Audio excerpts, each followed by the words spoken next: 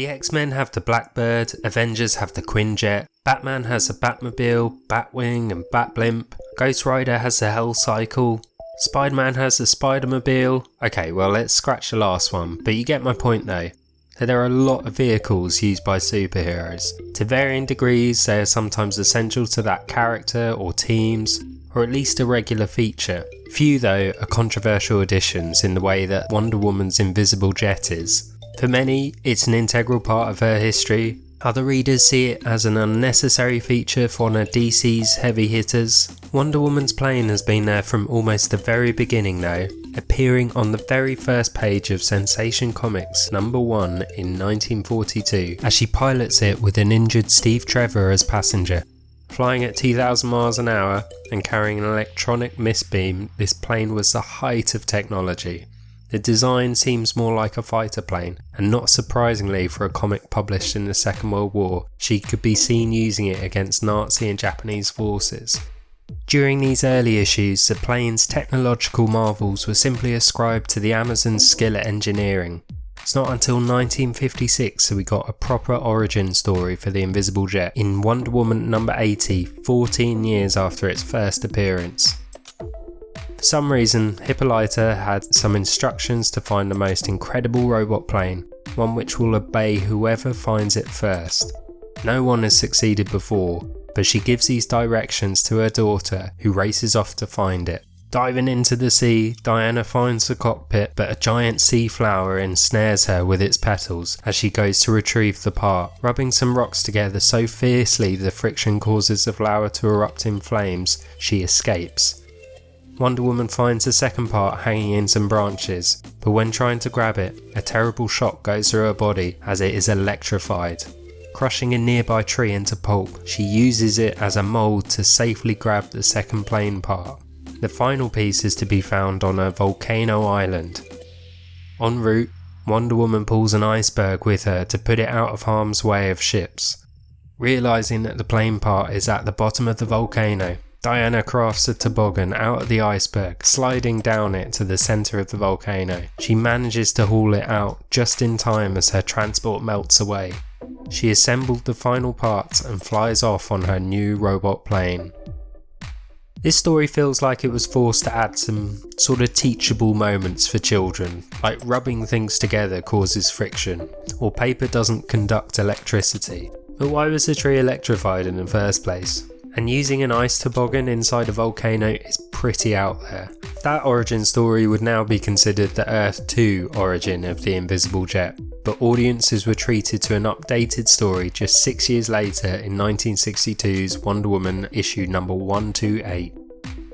Wonder Woman receives a call from her mother, with 2 video calls, hilariously called sound pictures here, from Wonder Girl and Wonder Tot, her younger selves.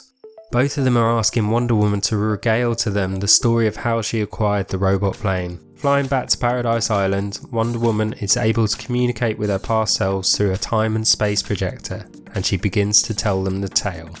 Before starting on her quest to fight crime in the world of man, Diana is highlighting to her mother that her work and humanity's technology will mean she is at a disadvantage if she's unable to fly. They seek Athena's counsel to find a solution. Athena appears in the flames to give Wonder Woman a quest.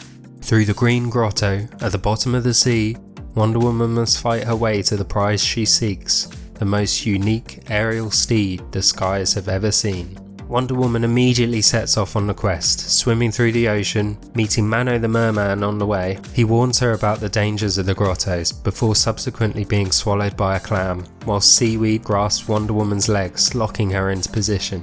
With a death throw of her tiara, she is able to rescue them both. They continue on their way, only to be caught in a shaft, closing in on them. Wonder Woman uses her lasso to break out of there before they are crushed to death. Boring through, they hit a water spout that hurls them out of the water high up into the air, and from there they see a startled winged horse, Pegasus. Pegasus kicks and whinnies as they mount him, trying to tame him, dismounting both Wonder Woman and Mano. Wonder Woman tries again, lassoing Pegasus. This struggle is interrupted as a giant pterodactyl appears out of nowhere, its beating wings stunning Pegasus. Wonder Woman hurls the lasso again, this time at the dinosaur, who immediately dives, trying to release itself of its unwanted passenger.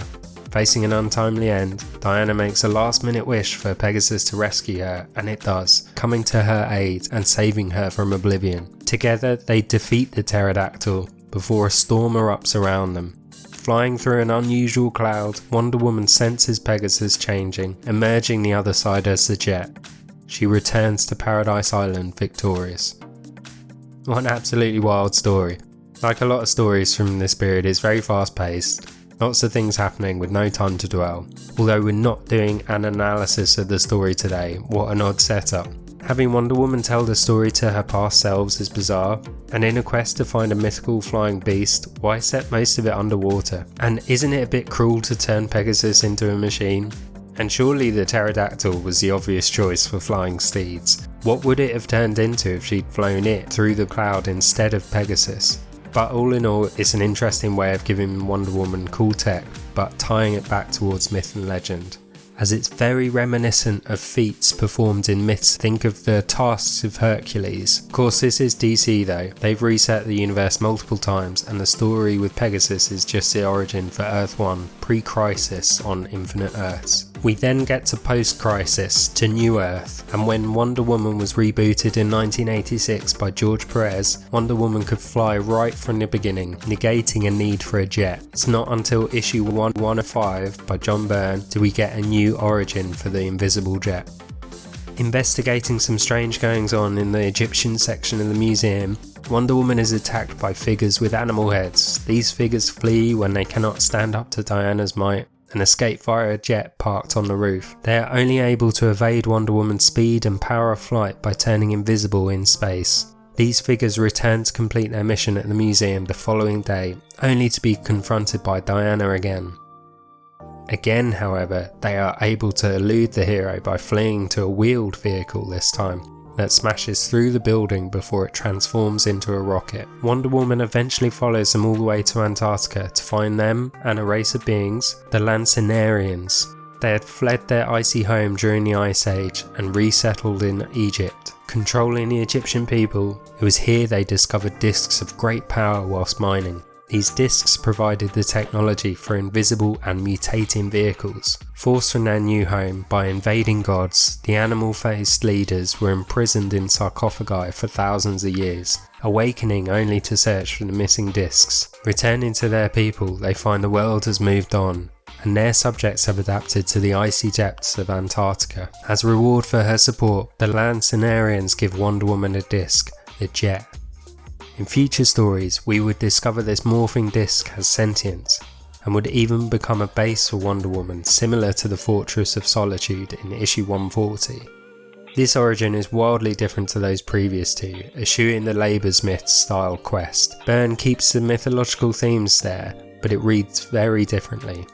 To keep this video short, most of that story was left out. It's quite convoluted, but there is a lot that could be discussed. The historical side, decolonising museums, and what Wonder Woman actually did to help the people. I'm going to gloss over all of that. Speaking of glossed over, the Jet doesn't get a look in during the New 52, so we're off to Rebirth, Prime Earth. Steve Trevor crashes the Jet into Themyscira. As he is nursed back to health, the Amazons fix his jet, imbuing it with magic and giving it invisibility. Steve and Diana leave together on this plane, only for it to crash in the next issue. That's it. Rucka's story is by far the simplest, but sometimes that's all that's needed. Very different from all the others, but again giving it a unique spin. It does reflect perhaps a more common thought now though, that an invisible jet is not needed for Wonder Woman. Maybe her skills, prowess and storylines do not lie within the realms of technology. So then it was a bit of a surprise to see the Jet return in the latest Wonder Woman series by Tom King. Do you think we'll see an origin story here, or was it just a nod to her history? And what are your thoughts? Do you prefer a Diana with access to technology, or do you prefer the swords and sandals mythological approach?